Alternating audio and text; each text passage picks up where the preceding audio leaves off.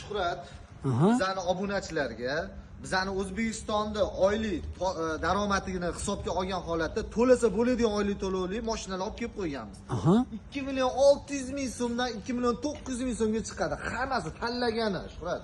Demak, 3 taladimi, sparktaladimi, to'lasa bo'ladi deb oylik to'lov.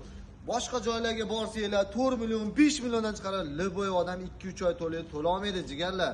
O'shanga qarab, topayotgan daromadingizga qarab, to'lasa imkoniyatingizlar yetgan mashinani olganinglar yaxshiroq.